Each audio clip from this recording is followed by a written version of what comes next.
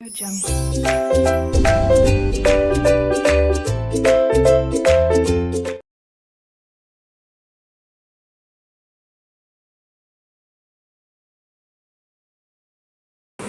वालेकुम for class, how are you our students? I hope you are fine and enjoying good health. बेटा आज हम तफहीम उर्दू के next lecture का आगाज़ करते हैं। देखते हैं आज की डायरी क्या है। फोर क्लास बेटे आज डेट है 11 मई 2021 और डे है ट्यूसडे में उर्दू एक ही जो आप लोगों की डायरी है वो सबक नंबर 6 मुख्तसर कहानियाँ आज स्टार्ट करने जा रहे हैं। सफ़ा नंबर 26 के इसकी बुक रीडिंग हम लर्न करेंगे, ठीक है। और प्लस उर्दू बी की जो डायरी है वो है मुहावरात आज स्टार्ट करने जा रहे हैं 1 ta 3 जो कि सफ़ा नंबर 34 पे मौजूद है। इसका आप लोगों ने होमवर्क करना है प्लस इसको लर्न भी करना है। अब आप लोग मुख्तसर कहानियाँ मौजू है इसका सफ़ा नंबर 26 खोले, बुक रीडिंग स्टार्ट करते हैं।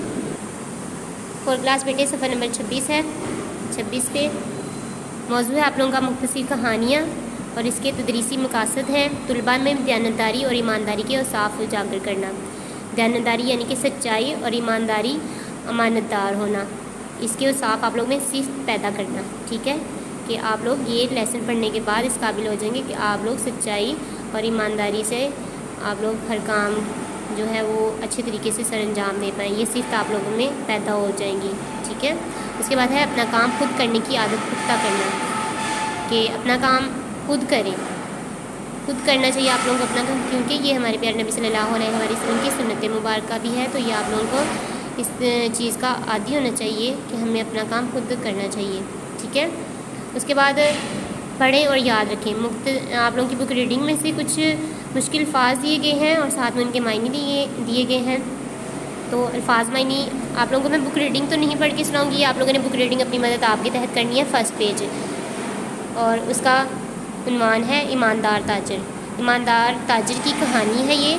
आप लोगों ने ये कंप्लीट सफ़ा नंबर 26 पे बुक रीडिंग खुद करनी है, ठीक है। अपनी कोचिंग टीचर को सुनानी भी है, लेकिन बुक रीडिंग में से चंद मुश्किल अल्फाज हैं वो मैं आप लोगों को पढ़कर सुनाती हूँ। जैसे कि पहला लफ्ज़ है हलाल। हलाल दुरुस्त, जायज़ तरीके से, नाजायज़ गलत, गुफ्तो शनीद बातचीत।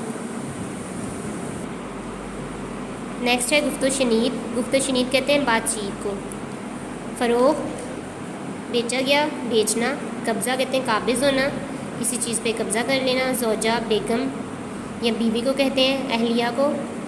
उसके बाद है गाहक कहते हैं ख़रीदार को, ख़रीदने वाला कस्टमर। खादम नौकर को कहते हैं। शान इज़्ज़त। नुक्स कहते हैं खामी। वागज़ार वापस लेना। ऐब कहते हैं बुराई खराबी को, ठीक है।